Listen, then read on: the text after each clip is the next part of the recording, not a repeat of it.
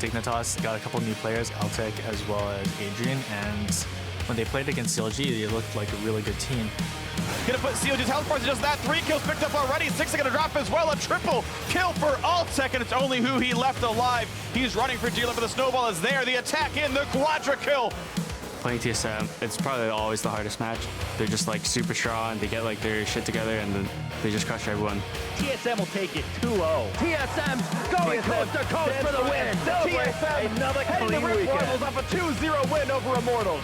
One win or one loss can just change the standings completely. So it'll be important for us to take this one.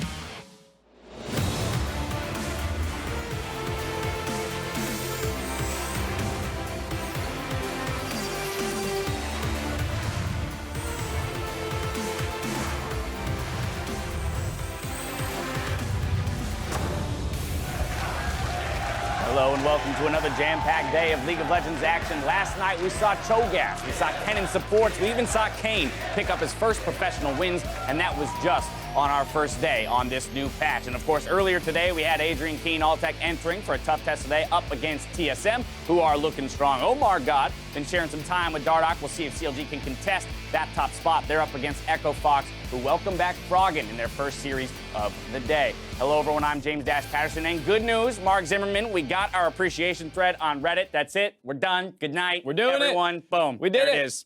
I mean, once you hit that, there's really nothing left to do as a caster. So you gotta get out. Yeah, you like there's the door over there. Like I'll be out after the A block. But within this, I definitely want to call up my favorite comment from the Reddit thread itself. This one stood out to me. To be fair, Dash does well with literally everyone. I'm not trying to discredit Mark, but Dash is in his own class as far as dynamics goes. It's a little crazy that we got like that Reddit thread the night that, as we ended the day, we went for this with stick shift. You called the ball and We were right have there. no synergy with that. That's all right. How about you? Where's your favorite? My favorite had to be while Dash is truly amazing. He is, but he has great teammates to fall back on, unlike Mark Z, and thus Dash gets an S, but I get an S+.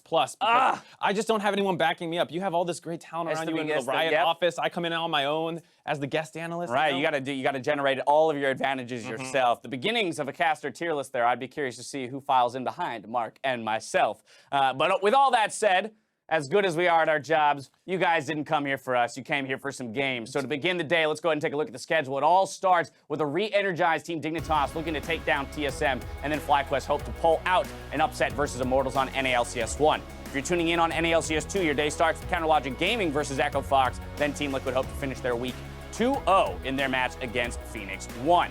Once again, I'd like to start our discussion by pulling up the standings and see these small changes coming through as a result of Friday's games. We still have that three-way tie at the top, but let's talk about Envy. Right, that was a surprise loss coming in against Team Liquid last night. This is right after they beat C9. We're starting to say they're figuring things out. It looks like they're going to start pushing up there with Dignitas, and then they drop one to what was kind of considered the worst team in the LCS. It's good for Team Liquid to pick that up. It actually ties them with Phoenix 1, a team that, funnily enough, we were all hyping up to be the next like great team that's going to push into the playoff picture. Exactly, coming off of Rift Rivals, there was so much hype around the differences that Mike Young and Xpecial had made for this roster. They perform well overseas. They come back and immediately go 0-2.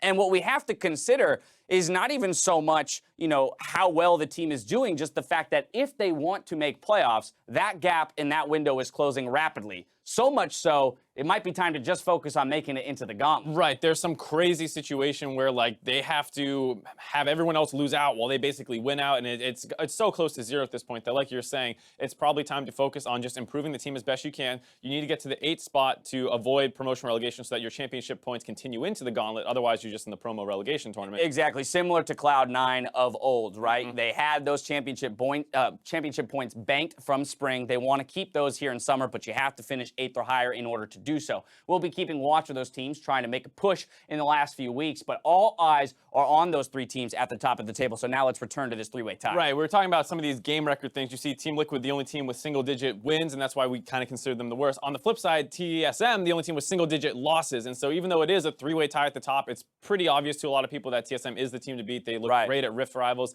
They're coming back here. They're going to have this hard test versus Dignitas today, a team that was also #1 at one point this season. So it's going to be a big battle to see if Team Dignitas can get back up there. On top of having just single-digit losses, let's recall that they struggled the most at the very beginning of the split when people were saying, hey, there's that MSI hangover, as well as integrating Doublelift back into the roster. They've only picked up steam throughout this summer split, and they look to be finishing strong. Let's talk about that Dignitas team, though, because as you mentioned, they at one point were at the top of the table, had lost that, but more recently are gaining momentum again. Another team that has done a couple roster swaps, the bot lane with Altec and Adrian seem to be working out a lot better. They play with the Tristana and the Kalista, a pretty solid bot lane meta that existed, that started to exist, and now moving to 7-14, maybe we get to see them adapt to this patch, because as we saw, everything's in flux a little bit, but in their 2 victories last week, they were able to use Nunu to great effect to kind of work with their aggressive Baron shot calling, and now with Cho'Gath being one of the premier picks, another champion that has some of that kind of true damage to neutral objectives, Right. you could see a situation where they start prioritizing that one very highly, and it ends up in a very difficult team to ban out where you have all this bot lane focus and now all this neutral objective control in the jungle. Yeah, in this patch, there are 3 champions that are well within the meta that have incredible objective control in Nunu, Cho'Gath, and in Kalista. So teams that have well practiced around the Baron, Elder Dragon, and the likes will succeed on these patches if they're able to get their hands on picks like that.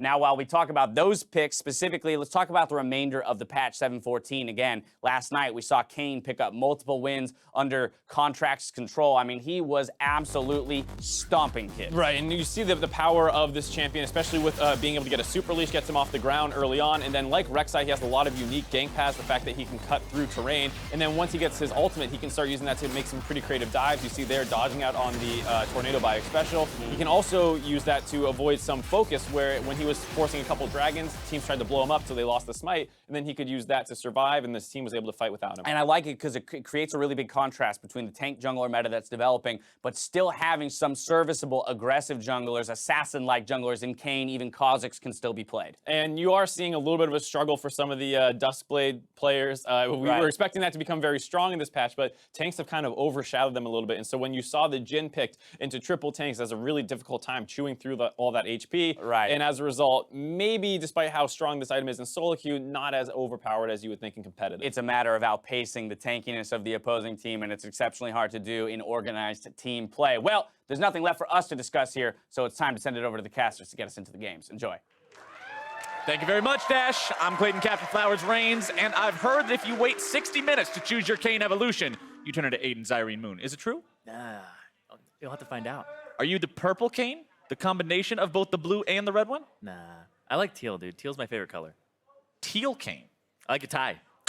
I like my tie too. I like a scorpion I like tie. scorpions on it, the Skarner main. Let's go, Yeah, man. crystal scorpion-based tie that actually has nothing to do with League of Legends. That's pretty OP. But players are prepping on stage for our first series, TSM versus Team Dignitas. Team Dignitas come into this match after a very convincing 2-0 Week 6. Yeah, Dig actually looked really good versus Counterlogic Gaming in Phoenix 1, and they came as a bit of a surprise too, because they made a big shift in their starting roster. Shrimp is now their permanent jungler, so no more chaser, and the team introduced the bot lane duo of Altec and Adrian, which yielded fantastic results for a previously weak point on the map. So this is looking very promising for Dignitas, and these changes have come pretty much right in the nick of time, because not only do they have a big test today against TSM, but the rest of their split pits them against the top 3 teams, leaving very little room for Dignitas to drop games against anybody on this field. You look at these teams, Team Solo Mid, Cloud9, Immortals, CLG. These are all teams that have been in the conversation for the very tip-top of the table this entire split. Yeah, and the big thing here is when you're playing the top 3 teams, it's not just you're playing very hard competition. It's if you have in your sights a first round bye yourself, you do have to beat these teams, because if they win, they get even further away from you catching up to them and getting that first or second place spot. So Dignitas, for all intents and purposes, have their fate in their hands. If they can win and take down those top teams, they can prove they are deserving of a first round bye. And you always got to give Cloud9 some credit too. Even if they're on the downswing, they've always been a very competitive team in their own right. So Yeah, Dignitas, history is definitely in their favor. Dignitas has their work cut out for them, and it doesn't help that TSM are looking the strongest they have all split and only seem to be going further up from here. Yeah, they were talking about how they only have 7 game losses overall, the only team that has single-digit losses. And this team is looking at perfection. They're trying to strive for that. Despite winning 2-0 last week, Doublelift had highlighted a lot of the areas in which the team could improve. And in his post-match interview, he said that their Baron control was lacking, that they could have played better in the early game where they kind of dropped a little bit of pressure against both TL and Phoenix One, who are the 9th and 10th place teams right now, so they weren't happy with that. But you know, that being said, Doublelift and Biofrost is a duo. There's been all these kind of like Reddit threads popping up of like their solo queue and stuff, but they have been returning to form, and this will be a great challenge for the refreshed Dignitas bottom lane of Altec and Adrian. And despite playing on a new patch, Altec knows that playing against TSM is a huge challenge for Team Dignitas. Playing TSM like past the first 2 weeks is probably like it's probably always the hardest match. They're just like super strong. They get like their shit together and then they just crush everyone. So hopefully we're able to, I guess, keep working hard. I think that, well, I guess that next patch or when we play TSM, the patch is on 7.14, which is a different patch because Duskblade is super OP, I think. And obviously, with new patches, people or like teams need to adapt to patches. So hopefully we can kind of get an edge there. But overall, I think if we were to play them standard and like it's just like a normal game, they would definitely crush us. Interesting take on it from Altec, but now let's take a look at the starting lineups. On the blue side, it's TSM with Hauntzer in the top lane, Svenskeren in the jungle, Bjergsen mid, Doublelift and Biofrost duoed up there in the bottom lane, and Coach Park. And of course, that means facing them and starting off on the red side will be Team Dignitas in the top lane. Ssumday looking happy as ever. Shrimp will be in the jungle with Keane in mid, Altec on support, or in bot with support Adrian. I'm reading it across and like, oh, Coach Cop. Anyway, Ssumday, Shrimp, Keane, Altec, Adrian. We did it over. We got it right in order. Now, that would be a real surprise if Altec was all of a sudden on support. I know we've been seeing some crazy roster changes, 10-man roster stuff, but... Didn't he do that once when Winter Fox was a thing? Yeah. Probably. Because Paragon put himself back in Yeah, the that day. was really weird. Yeah. That was one of the strangest experiences of competitive League of Legends. But right now, Team Dignitas is looking to have one of the biggest upsets of competitive League of Legends, this split in taking down the TSM that's surging. Yeah, I don't know if I would call it a huge upset because they are actually looking up and up in terms of like they made those roster swaps. They took down Counterlogic Gaming, who's right now tied for first and was in first place. And TSM didn't look incredible against the 9th and 10th place teams. So right now, I would say this wouldn't be so much of an upset if Dignitas won, because Dignitas also beat TSM at the beginning of the split. Very fair. It would be a hell of a momentum push for Dignitas, though, going into these last couple weeks of the split and saying, hey, we're a contender. We belong in this playoff conversation. Let's do it. Yeah, and I like these bans so far. I like that they're taking away, even though we're seeing this tank bonanza happen, the Syndra ban is still going over towards Bjergsen. This is the most banned champion against TSM, up there with LeBlanc as the second one, but by far and away, Bjergsen receives the most bans. You can see there, a red side LeBlanc ban, Zac, Caitlyn. These are the things we typically see banned on red side, and Team Dignitas are having none of that. They're saying Bjergsen, he's been picking his mid lane champion the second round of the draft phase constantly now. They're trying to shut that down. Well, Rumble, Galio, LeBlanc, Syndra, those are your four so far. But remember that when you do make those focused, targeted bans, there's a lot of power picks in the meta that end up being left open instead. I knew it. All right, so the Zac ban actually goes to TSM because right now, I think Maokai priority is so high, TSM and all the memes and stuff. But Zac, if Team Dignitas don't ban Zac, you probably take Maokai and they get Zac as a return. And now it's kind of like Maokai for free here is what I would assume would come through. Maokai's up. Cho'Gath is up. Kalista's up. She's been very popular. Yeah. Hauntzer's just going to go ahead and BM a little bit, hover the Yasuo to get the fans excited, and then switch over to something else. I mean, it's TSM. It's got to be, Yeah. right? It's a flex pick. It's a historical pick for Hauntzer. He's wrecked on it multiple times in his career. But, oh, it's going to be the Thresh. All right, a playmaker for Biofrost. Very popular. Prioritizing that, Biofrost has shown himself to be a more than capable Thresh player. It's actually super interesting because this Thresh, you can't have it be compared with the Kalista, and it's something that's just a very dominant bottom lane here. But I just think Maokai priority is super high, and we're seeing all these champions kind of be in that same echelon. Wonder if Team Dignitas will agree with you. They've got one more pick to go, and looks like that's what they decide to lock in. Kalista and Mao picked up for this team. Yeah. Not sure if that's a boo for the lack of TSM, but, you know, beat Maokai up against them. And I actually think, like, Keane is a pretty good champion. Like, I was against it, and then I did more and more research on it. There's no champion really in the game that level 3 has that free range dash and also has a way to get through walls. Lee Sin is kind of like the other jungler that's up there, but the cooldown on like Kane's Q is 7 seconds at level 1, which is insanely low compared to everything else in the game in terms of mobility. TSM will decide to answer the enemy AD carry with an AD carry of their own, picking up Doublelift's Tristana as pick number 2. I think it's quite a good answer as well. And the Sejuani, yep, expect that to go through. Like this as a tank jungler here. It's not so much of a flex to top lane so much anymore, because Sejuani's W just costs so much mana at all stages of the game, and it's the ability you max first. And it doesn't even do that much damage to minion waves. So that is most likely going over to Svenskeren. And we're looking at a hyper-scaling team comp so far. And we'll see here, this is becoming such a big trend where you pick your mid laner third on red side and ban away some of the counters. So I expect Orianna to come through here, and they've already thrown Syndra and LeBlanc bans. Well, the Orianna comes through as soon as you mention it. They will take that one off the table, prevent Bjergsen from being on that. So much focus towards this star player on TSM, trying to keep him out of the mix and make sure that Dignitas can succeed without him getting in the way. And it's interesting as well, because this means that, you know, even though it's a mid lane, it's a mid lane matchup where Keane sometimes beats Bjergsen when he gets the counter matchup, but they're picking it so early on. They might ban like Talia here as well to try and just force more things out from Bjergsen, and so they're going to push him down that tier list very heavily. I swear we don't actually have an advanced feed of the games. Irene is actually just calling these one after the other in terms of the bans that are going to be happening. They do continue to target Bjergsen in the second part of the bans. Talia, that second one for Team Dignitas. Their final ban of this match, of this game, I should say. Yeah. And Fiora, the final ban for TSM. It's funny because Fiora got nerfs on 7.14, but it's Ssumday Fiora. It's very historically powerful. And the tank meta has made it so that even though Fiora got nerfed, I still put a lot of stock into her in players who have actually put the time in on her. It's not one of those things that you just can pick it, anybody can do it, you just destroy the guy and outscale. Exactly. If they're playing like Cho'Gath or something like that, I would play Fiora into that totally.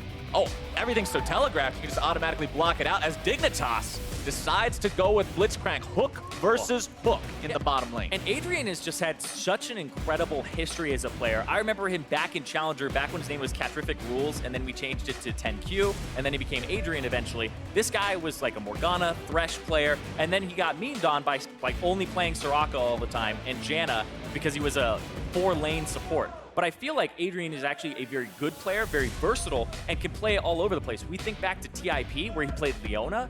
He's always been kind of on the cutting edge of what the support meta is, and he's always been relevant, regardless of if the meta shifts. And sometimes he's been the reason that the meta shifts, like Soraka and then Aframu bringing it to MSI and whatnot. Okay, Zyrene, Xerath locked in for Bjergsen on the side of TSM, along with the Jarvan, but that's way less interesting. They actually picked Xerath.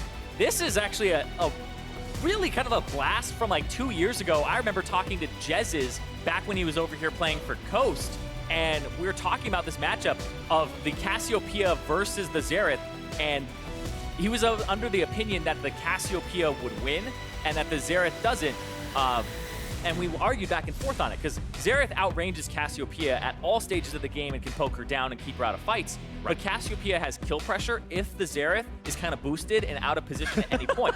Like, if you misstep once, Cassiopeia is able to kill you, but Xerath has all the tools to kind of navigate those situations. I feel like you usually have kill pressure if your opponent is playing like he's boosted. Yeah, but Cassiopeia is like a whole nother level where you really do have to... Cassio will instantly punish the person. You take one step out of the way, just slightly boosted, and she'll get you. Exactly. And this Graves here, another champion that I feel like can take advantage of bad positioning. Graves, I was kind of under the impression that he would come back into the meta a bit alongside Kha'Zix. People are talking about tank junglers left and right, but Graves with the Duskblade second, you get Storm Raider Surge as your mastery. Duskblade, when you buy at level 8, is 180 extra damage on that first attack, and that gives Graves the Storm Raider Surge to chase people down. So that's why we're seeing it here for Shrimp, who's always been a power farm jungler. And when you look at the side of Team Dignitas, yeah, you have hard engage with a Maokai, but Twisted Advance doesn't have a huge cast range.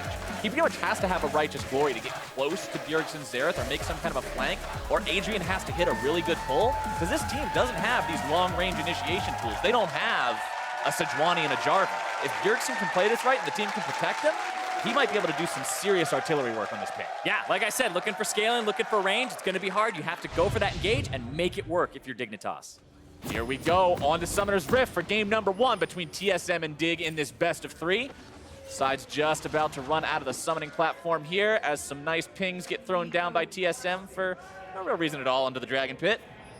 Want to see if they decide to do anything at level 1, though. Especially with a hook champion on both teams, there's potential. I feel like Blitzcrank is really good. I feel like the Sejuani level 1 is fine, but I definitely think Dignitas is going to look for something here with Ssumday able to set up saplings as well. Don't know if they saw him. They looked like pings went through. Bjergsen has not taken a skill yet, waiting to see if he needs the CC or not. Would obviously like to start out with the Arcano Pulse, but in a level 1, it's not the most useful thing compared to the others. Actually going to check the vision on this and see if Bjergsen did see them or not. Actually, he did not see either of them. Bjergsen did not step up far enough. He actually missed out on Ssumday and Keane getting into the brush. Both sides are going to be aware of what's happening now. Sven and Hauntzer walking up to Shrimp, but they each just eat a full Graves auto attack and have to back away. They do get the ward down on that Raptor pit. Just for the extra information, you can see wards placed down by Dignitas on the TSM Raptor pit as well as the red. Yeah, and we'll see what Ssumday is doing. Ssumday actually did not give any of those big super leashes that Maokai is known for right now. He'll be able to get one sapling down if he takes it level 1. Does hurt your push in the lane slightly because you don't take the Bramble Smash. But he'll be able to assist with a single sapling if he chooses to. But no, it's going to be the Bramble Smash. So yeah, Ssumday caring about the lane a little bit here instead of getting the 400 extra damage from the E.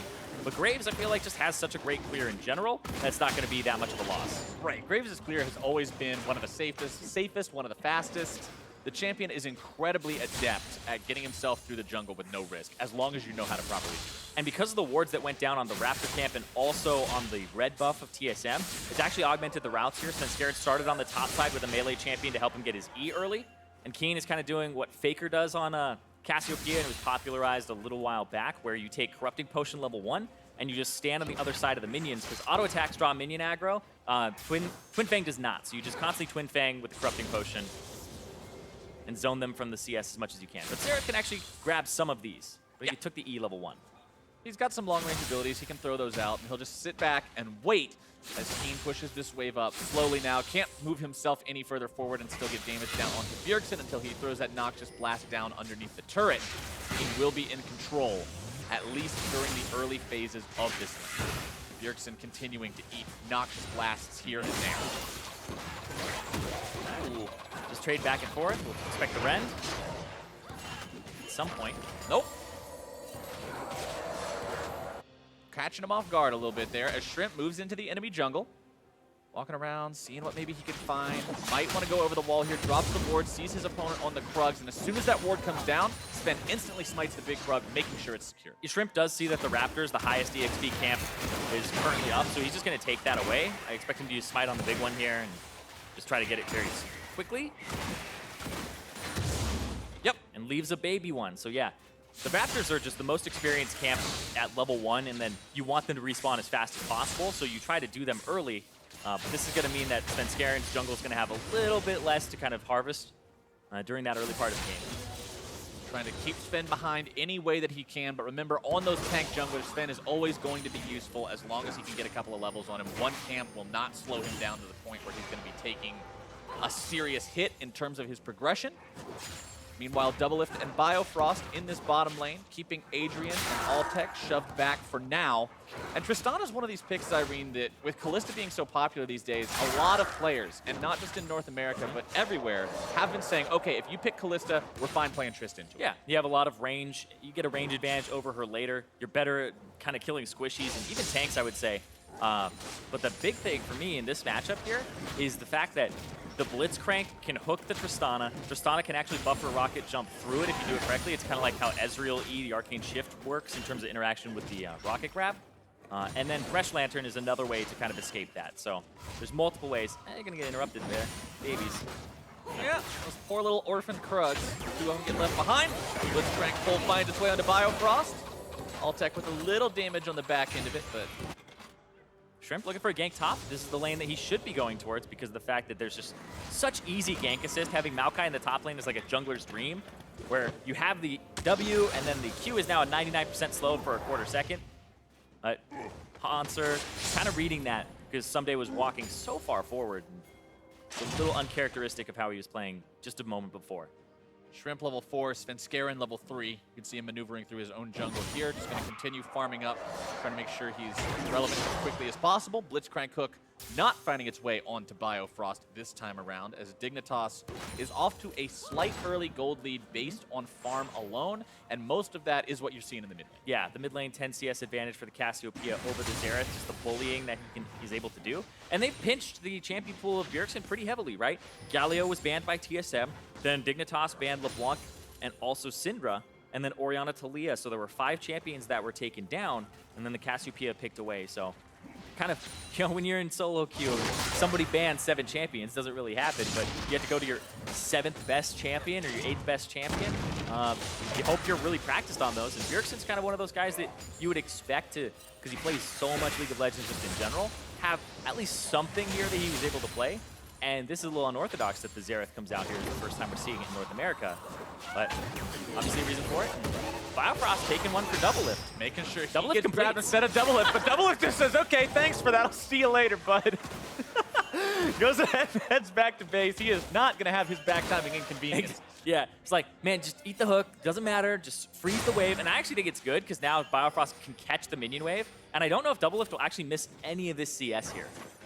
Truly a team player in Biofrost as Shrimp comes over the wall, and Svenskeren now has the opportunity to mount the counterattack. Shrimp goes back over with the flash, but the death sentence is down. I don't think it was worth it to steal that frog. First blood for Sven. And Shrimp has just been on top of counter jungling, and they eventually say, you know what, this guy's just been following me all game. People learn, they collapse, and you don't have priority in all of your lanes to do that. They don't have it on bottom here, and that's why Biofrost is able to collapse and Doublelift to just back for a BF sword. He was able to deal a little more damage than is what's expected here, and Shrimp goes down. That was very, very unfortunate for Shrimp. Going in, trying to steal away, do what Graves can do, because you know he's so good at counter jungling and fighting in the jungle early on, but he just forgot that there was a lot of help nearby for Svenskeren. Yeah, the fact that Doublelift did back to put him in a position to contest, and Shrimp, it looked like he was doing more than just trying to get the Krug there. He was trying to kill, he was trying to go forward. Keane dodges multiple ones. And I'm actually sitting here going, when's the last time we saw Xerath? Because it's been a while. Yeah, I have no idea. So for people who don't know, every rank of Xerath's ultimate actually gives him more charges on his ultimate. So he'll start with 3, and then he'll go up to 4, and then he'll go up to 5. So eventually, he just becomes that gigantic artillery and just keeps blasting people from a range. And that ability is honestly so fun to watch. It's very similar to a Jhin ultimate, where you can have these huge sniper moments where a perfect read on your opponent. Yeah. I just heard a fight. I just got really excited because I don't know if the technology was there with like the gigantic zoom outs that we're able to do in Observer now the last time that we saw Xerath. So now we might see, you know, observers follow the whole bolt. Let's go. I'm ready for this.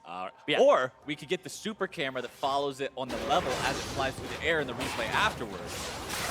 Or we could see Adrian look to make another pull onto Biofrost as Doublelift continues to farm. But right now, him and Altec are just content pushing the wave up. Yeah. Bilgewater Cutlass versus BF Sword, so some sustain versus the raw damage potential of Doublelift.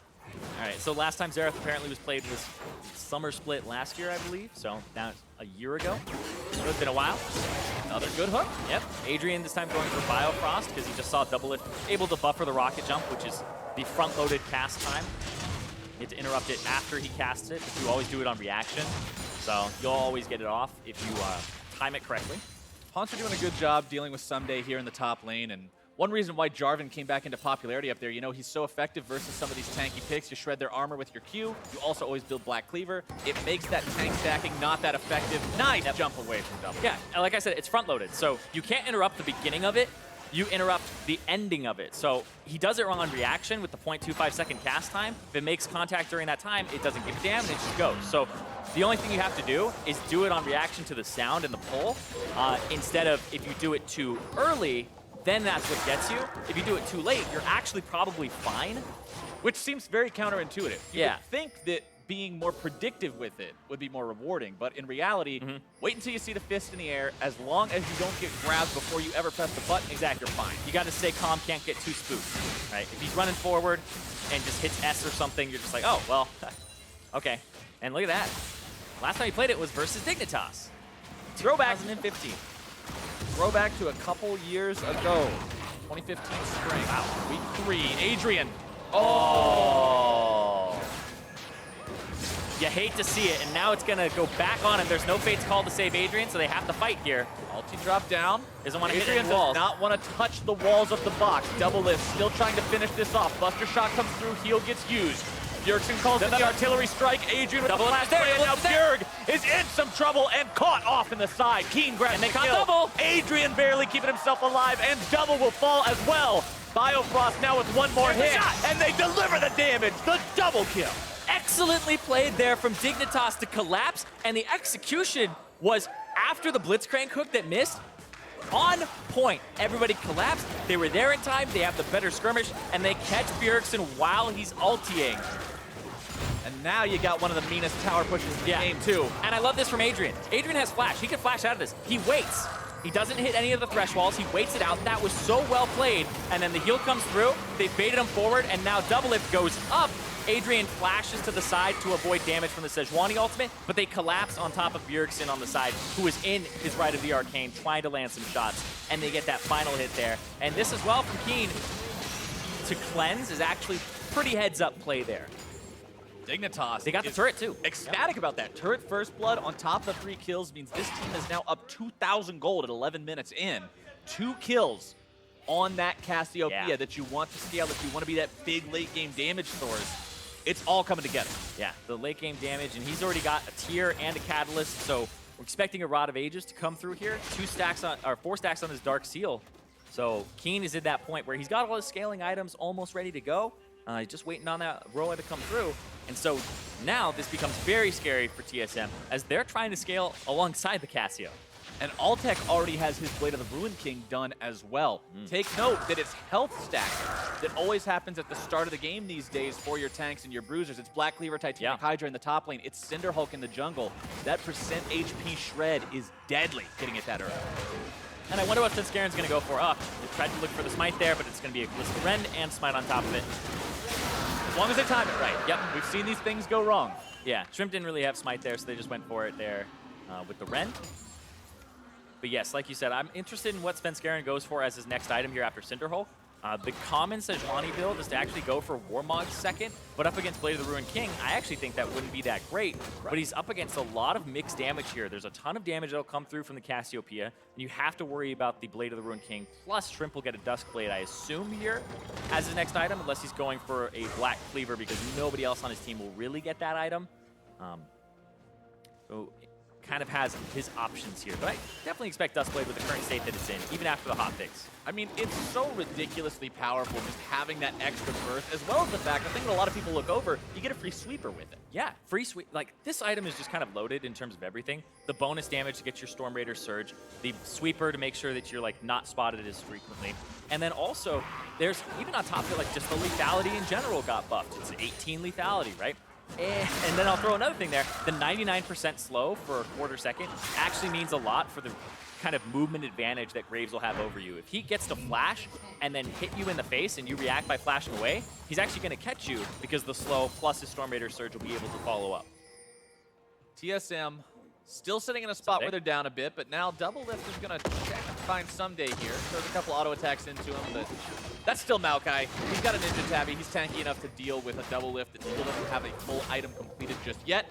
And you can see in Ssumday's inventory working on that Righteous Glory for item number 1. Exactly what we mentioned in Champion Select. If he wants to get onto this long-range backline of TSM, he's got to have a way to close that gap. Yeah, Righteous Glory, very good item. Kind of got tuned to have some armor on it, so everybody's like really on top of buying that item now.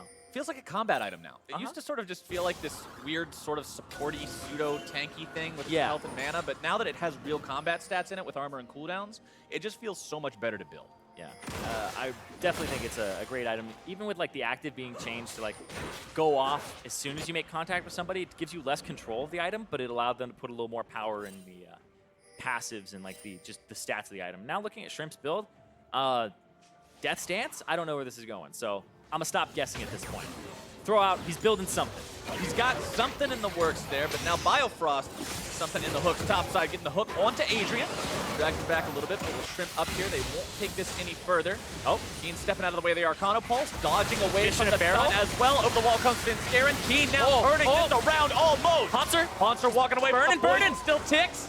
The Roots won't find their way onto him. Ssumday with the righteous glory. And Bjergsen is now on the run off the side. Svenskeren nearly going to be taken down. Flash over the wall. The damage from Shrimp will finish the deal. Svenskeren got caught by the tail end there, the edge of the Maokai ultimate, and now they're going to be able to pick up 2 kills as well as go for this mid lane turret.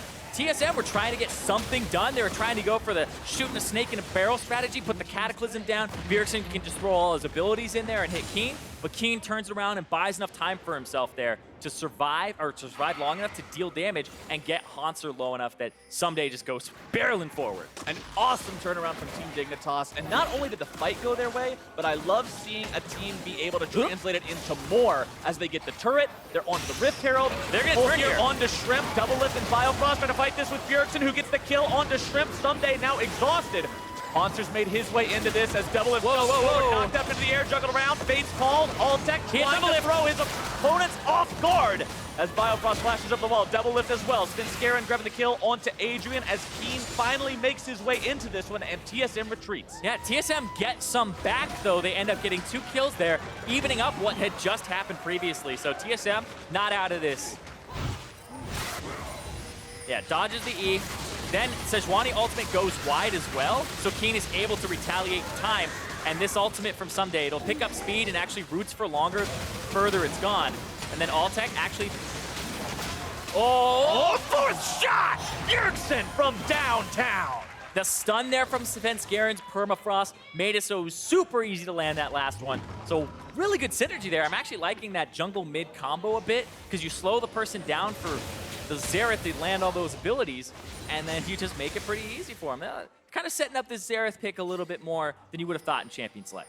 Once he gets going too, you can see Morello Namacon completed for him, so their mana pool, better cooldowns, also has that healing reduction capability.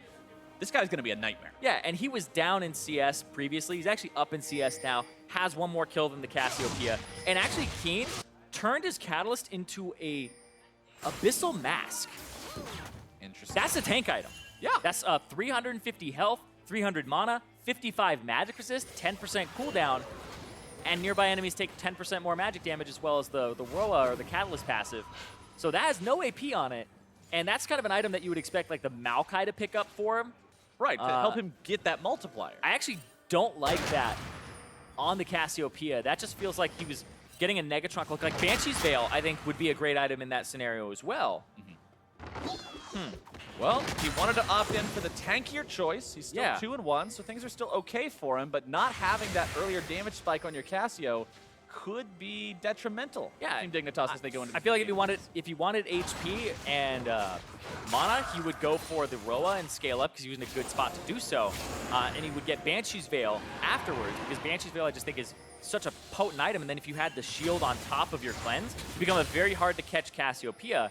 But even then, it's like they're throwing Cataclysm at you, so you do need some durability, and that's why I thought the Roa would come through. Right here, we're seeing battle lines. Keane is kind of looking for the flank to make sure Bjergsen doesn't get a good setup, but they're going to turn on him here. Svenskeren has ulti. They stun him Fight back. Biofrost taken low. Keane barely getting himself away off to the side. Biofrost now having to retreat on the front line. Svenskeren is down. And Keane still somehow limping away from this fight. Hauntzer juggling around in between 4 and cannot dunk in time. A double kill for Altec. Yeah, Ssumday, gonna dodge out there. The Rift Herald time, is it time to return to the scene of the crime from what happened last time? I feel like Dignitas want to catch waves and go for that.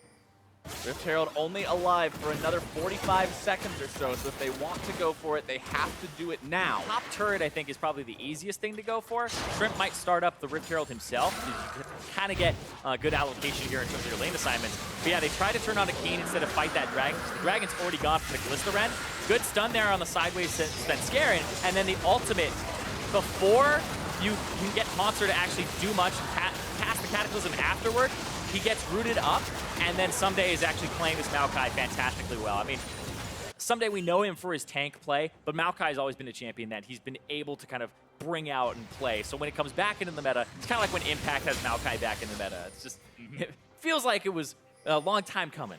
And one thing I want to point out, because we were curious about it earlier, second Blade of the Ruined King, now done on Dignitas. Shrimp went for that item number 2. Okay. Probably for the same reason we were talking about it on Altec. The health stacking on the front line for TSM, he wants to shred that. Exactly, and you look at like Svenskeren's itemization, mostly magic resistance early besides the Ninja Tabi, and now you can do a lot of damage to Hauntzer, who doesn't have armor except now he finally does.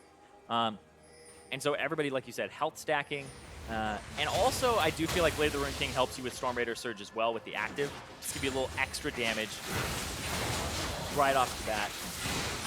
Now, heading into the mid-game, this is an area where you typically start to see mistakes from a lot of teams, especially those teams that aren't at the top of the standings, because of the fact that they'll get an early lead, and then it's going to be translating that into a win that becomes the difficulty for them. I want to see if Team Dignitas can take this early edge that they have with 2 extra kills and 2 extra turrets and 2 extra Drakes and turn that into a very fearsome mid-game offense against TSM. Or if TSM will be able to turtle up and use this range, keep themselves in a solid spot, and ultimately make the comeback later. Third turret goes the way of Dignitas.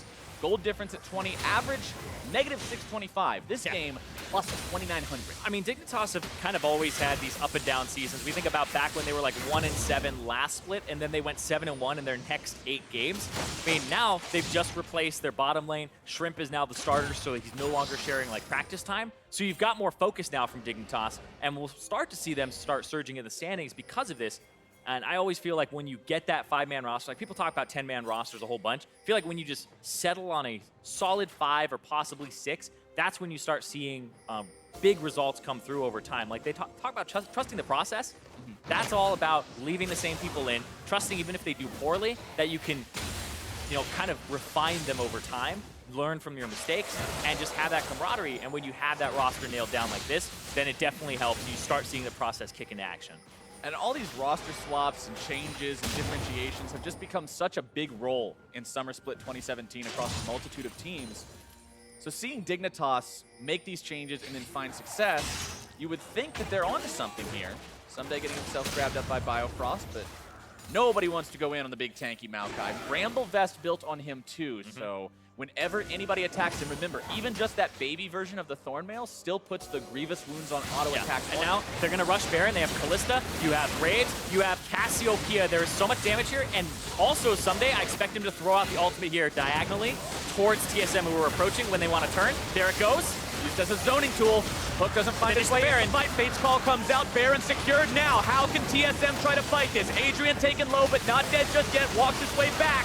Doublelift grabs the kill onto him as they move forward. Doublelift drops. Bjergsen will kite back as effectively as he can, but Ssumday is still chasing. Ssumday has a Biofrost off to the side, but Ssumday is alone and oversteps his boundaries. It's a 2-for-1. TSM gets the edge in the fight, but Dignitas has Baron. It was good from TSM on the back end to identify that Ssumday had messed up there. He was looking for a flash W onto Bjergsen because they had just killed Doublelift, but nobody else on Dignitas went the same route as him. Now they're going to pick up the bottom wave, but they got that Baron. So Dignitas, right now, I'm loving these calls from them. Like, this is the Dig Baron PogChamp, right? But hold on, Hauntzer. Altec just hangs out. He's actually alone, though. Cliff there. Yeah. Altec was actually alone, and Hauntzer was a bit scared there. Shrimp was looking to reinforce, but let's see this one more time. I love this from Dignitas. I think their composition is made for this, and then the roots come out. It's going to root 3 people. And then Bjergsen's going to set up, actually cancels after 1 because his positioning isn't great, but watch Doublelift here, steps forward to get the kill, turns right into the Cassiopeia ultimate. It's so hard to watch everything in these fights. But yeah, they place that ward there, and Hauntzer goes, wait a second, he's actually alone, and you can tell, even though Ssumday has itemized kind of mixed resistances at this point, it's still not enough right now because the Void Staff is there for Bjergsen.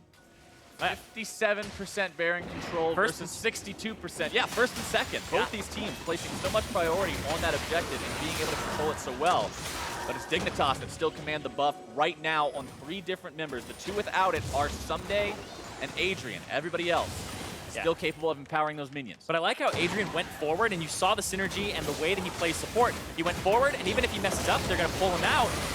And look at this, another Maokai ultimate across the back line. Tier 2 still standing. They want to finish that one off. They're going to take this fight. Ssumday very, very low. Altec still staying alive. Hauntzer getting himself back, but now gets burned. The hook back onto Adrian. But the stun coming out from Keane will shut down Bjergsen.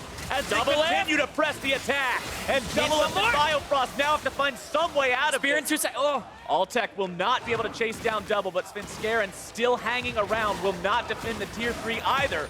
2 alive on the side of TSM for the next 20 seconds. Dignitas breaks open the base and wants the inhib as well. Yeah, they're gonna go after the inhib here. They'll most likely kill it, but also top lane's being shoved in by Ssumday. I love the way that he's playing this right now. The Maokai has been fantastic, but then you put on top of it that it's just the Ssumday mechanics and game knowledge where he's knowing where to be at what time and how to play it. He's shoving the top lane as everybody is pushing to the side, so he's gonna get free room here, and then everybody else is gonna have to come match this wave. Hauntzer will have to come top, Ssumday will back, they'll get this ocean break, and Dignitas are just out macroing TSM with the lead that they had early. This here, you see that the Sejuani ultimate lands on the Keane, so Keane backs up, but then they throw Adrian into peel on the right side, and then right there, Ssumday got enough HP back from his passive, plus the fact he has Spirit Visage now, and this flash forward stun from Keane landing onto Bjergsen is just beautifully played. And then Altec almost, but I'm loving the mechanics here. Quick QSS to get out and continues the chase. If that didn't happen, then Doublelift is dead as well. Dignitas now commands an 8,000 gold lead, 3 Drakes, 5 turrets, and 3 kills up over TSM. The team that everyone's currently looking at as the best in the North American LCS are the ones that Dignitas are very close to taking down in the first game. They've got 1 inhibitor down. Tier 2 still standing there in the top side as well as the bottom side. So Dignitas have either one of those lanes to choose from as to where they want to be pushing next, as no neutral objectives are up. So they'll continue trying to take over, push up, move up that vision line, and choke TSM out of the game. Yeah, and since it's right now like an 8,000 gold lead, I'm looking at those Wheel of Fortune memes where you got to fill it in, and I'm looking at one that says like Maokai priority. It's like, where's the Maokai priority? What you're supposed to pick on blue side first when it's open? I would say the Maokai is so flexible, and they were able to pick the Graves very late, last pick for Dignitas, so they knew what top lane matchup they were going to have, and they knew what jungle matchup they would have as well. So I feel like Dignitas on red side got the better of the draft here, and really pushed Bjergsen onto the 7th tier champion for him, maybe even a little lower than that, with the specific matchup that he was looking for. I want to keep my eyes on what Dignitas does in this fight because they do not have Fate's Call ready to go. Ssumday gets himself pulled in. He's going to be the one who gets taken down first along with Sven. Tank for tank to start this fight off. Still 4 alive. Their full base HP. is going down. There's some super minions on that top Nexus turret, and it dies. 1 Nexus turret down is the cost of that fight. Dignitas keeps TSM involved in this top lane long enough. They see to lose Hauntzer. that. Yeah, when you see Hauntzer like that, you get to move forward. And now they'll get some damage onto this turret. And you look at TSM's comp. What's the engage right now? It's a hook. Oh, once again, yep. Okay. Yeah, like I said, you just do it on reaction, right? Do it when you hear the sound, and you'll get it every time. Doublelift gets himself away from that one, which if he didn't do it on reaction, that would have been disaster for TSM. Likely would have ended up losing another lane in terms of inhibitor status. Bottom side, Hauntzer moving up to take those minions out as the gold lead gets itself closer and closer to 10,000. Gargoyle Stoneplate being worked on now by Ssumday to make sure he can go into these fights with complete impunity, not worry at all about his own safety, just put himself on top of Doublelift and Bjerg and cause all that disruption that he's been doing so well this game.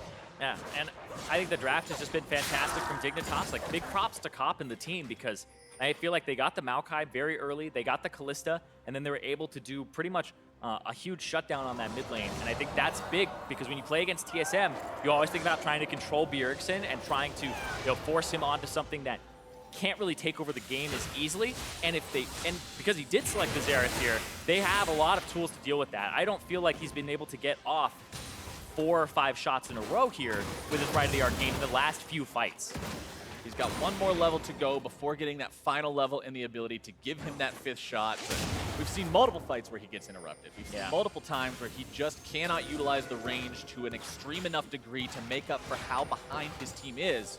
But Dignitas still has a Nexus to kill. A game of League is not over until that condition is met. So they got to make sure they keep it strong all the way to the finish line. Yeah, I also like what Ssumday was doing, just a random aside for item builds here. People were talking about Thornmail being OP. I actually just think it's Bramble Vest. Spend 900 gold on Bramble Vest hobby, 2,000 gold total there as your first few items. And you shut down most AD characters in the game early, and then you can buy your Righteous Glory, your Magic Distance.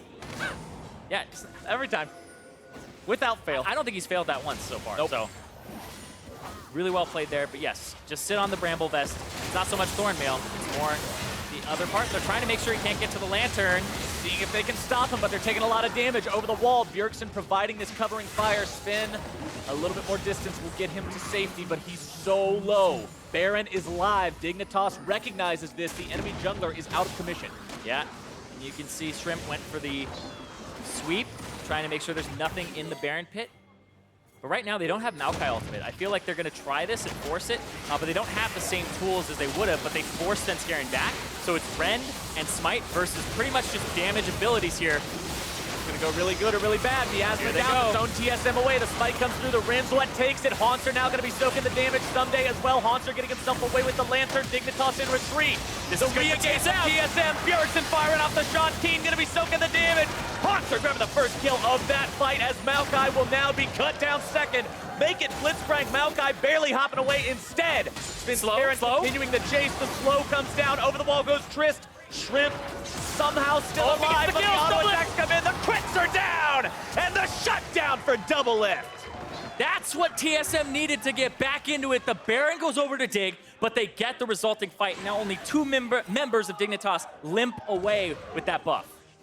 Dignitas thought that they were ahead enough to force that, but the range of TSM finally comes into play. Yeah, as soon as that fight, I called it right there, where Maokai doesn't have ultimate, they have to get it and get out, but TSM identified this is where they can take the fight, and it looked really good for them right off the bat. Now catching Ssumday out, blowing his ultimate yet again, more stuns coming through, the exhaust is down, zoning Shrimp off at the same time, and Ssumday falls. He holds the line at the tier 2, but taking him out gives TSM the opportunity to get back and regroup. Yeah, Mountain Drake will most likely go over to Dignitas, though. So TSM kind of lose Mountain Drake, lose Baron. They get 4 people, and now Shrimp is the only one who has that Baron left. But right here, this is the big thing for me, is that they're focusing down Hauntzer, who actually gets his Gargoyle Stoneblade off and gets out, and they traded that for damage on Ssumday, who couldn't get in. The hook lands, the Cataclysm actually kind of is perfect in this fight, because Keane is kind of caught on the edge, everybody else trying to path around, and then Bjergsen, like I said, shooting snakes in a barrel, just keeps throwing the Rite of the Arcane on top of them, and that's exactly what this comp is built for here. And Shrimp has his flash, but ends up using it a little late, and the rest of the team got baited there because it gave Doublelift the confidence to go forward, because he knows he's going to get some shots. He's going to get some static shiv hits there. And you can see that damage is immense. 5,600, and Bjerg wasn't exactly being shy in that fight either. Nearly 4K from his Xerath. Yeah. These two, even though they're the only real damage threats on the side of TSM, I mean, yeah, the Jarvan's a bruiser, but that's not going to be destroying these tanks on the side of Dignitas. Yeah, and like, Hauntzer okay. going in. Hauntzer's going in, gets interrupted during the flag and drag combo. He's far though, he's far. Hauntzer's so far separated from the rest of the team. The Miasma is Maokai thrown down, coming but through on it. they don't see it yet. In from behind, the cavalry has arrived, and a double kill for Altec as Doublelift is now grounded out and shut down. Oh. Another kill for Shrimp as TSM makes a gross overestimation of their fighting ability. And Doublelift played that as well as he could from that position. He W'd back, and then he ended up buster shotting Ssumday away, but the root just lasts so long that they're able to pick up more, and now they're gonna go for that mid inhib and try to get that down again. Thought about trying to chase down Bjergsen and Biofrost there, but you could almost just imagine the call if we can't catch him. If Bjergsen and Bio can't pull off a miracle defense here under one Nexus turret, Dignitas will take game 1. They push this down so incredibly quickly.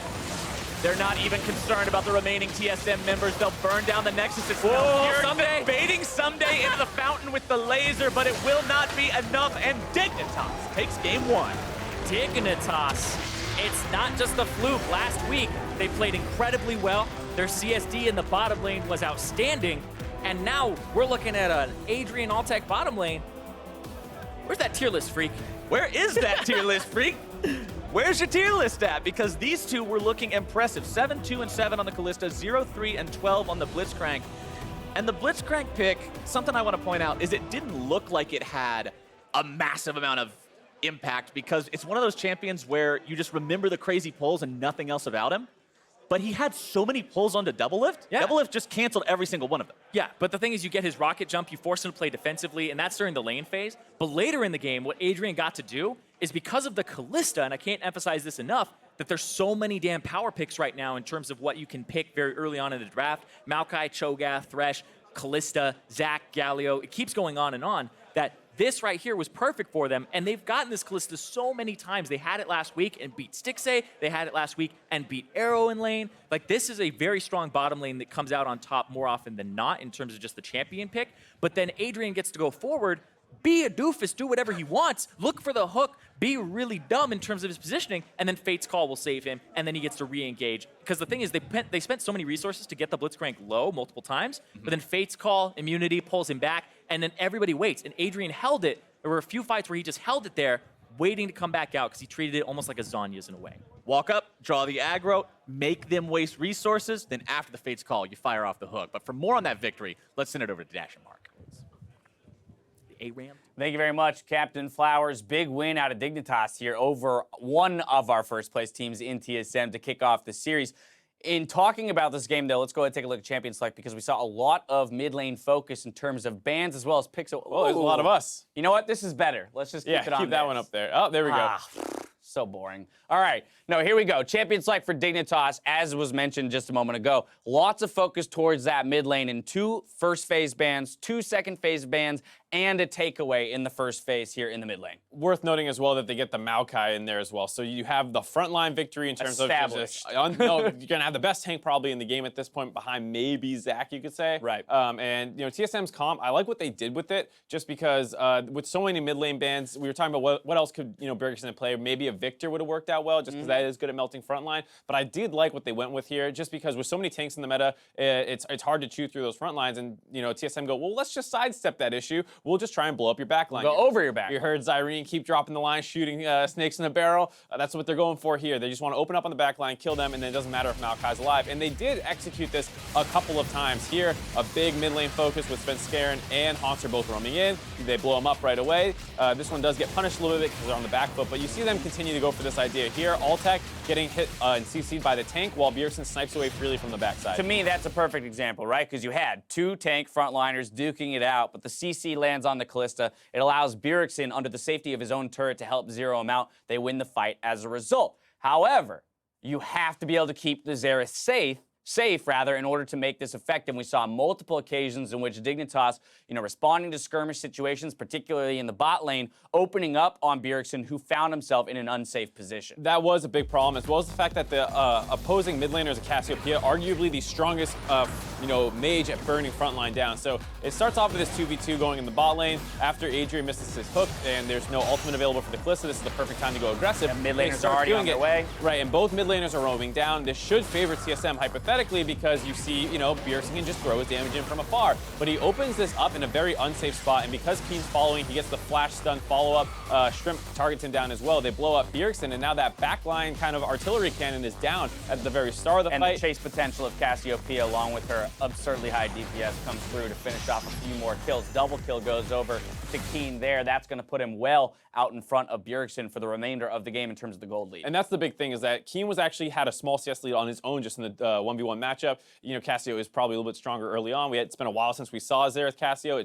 But Xerath generally is, I get better as I go later because I get more spammable and I outrange you and I just poke you out of lane. Right. But he did get the advantage early. They win this skirmish early as well, and that kind of puts Keane in the position where he's able to be the primary focus of both teams, where Dignitas wants him to stay alive and burn stuff down. TSM wants to solo him out. Yeah, we see that come 18 minutes into the game in the mid lane. Keane will barely live through this engagement while Bjergsen is doing his damnedest to bring him down. And this is going to be a dragon skirmish. Keane's off on the backside. You see TSM instantly go, get the snake! And they all start jumping on Keane. Nice ultimate here. Really good job getting this damage out. Starts getting focused down, gets stunned up a couple times, and Bjergsen starts throwing his damage down, but he thinks that last shot's probably going to be enough to finish him, starts refocusing down on the Shrimp. Keane's able to get out alive, and there you see the frontline focus of Dignitas just having better tools for killing them, as well as better frontline. Again, that's what you notice, is that because the Xerath is dumping resources into attacking the back line of Team Dignitas, it means that his own front line is being melted by Altec on that Kalista. As soon as his tank line goes down, Ssumday can roll through and lead the charge for the remainder of Dignitas to pick up those kills. That's the big thing, as well as the fact that, the Graves pick is one that has been talked about a little bit. We saw Blade of the Rune King first, which is a little bit surprising, but we have some health stacking on the side of the Jarvan. The Sejuani's first item is Cinder Hulk for the most part, so you're going to have a lot of health. The Blade of the Rune King makes sense there, and then you do have an extra DPS threat. So as, Bjergsen's sniping away at the back line, you just have Graves free hitting the other team's front line. So I just want to put a closer here on the Xerath pick in particular and recognize that we believe, and correct me if I'm wrong, but we believe it was an intelligent decision by TSM based on the options available to them in terms of a strategic decision. Yes, it didn't work out in execution, but when you're faced with 5 bans and only a few more mid lane options, this actually isn't a horrible choice. No, it wasn't a horrible choice at all. They're, relatively immobile with the Cassiopeia. The problem was right now in the tank meta, when tanks start getting ahead off early leads, it becomes very difficult to deal with them. And that's kind of what happened with that early skirmish victory. Dignitas got the lead, and though the fights were very, very close, it basically came down to the fact that they had the gold lead already and they could snowball through the fights. And now I want to talk about one final thing with Dignitas, which is their play around Baron. We spoke about it at the beginning of the day. Picks like Cho'Gath, Nunu, and Kalista are going to come up huge for this team.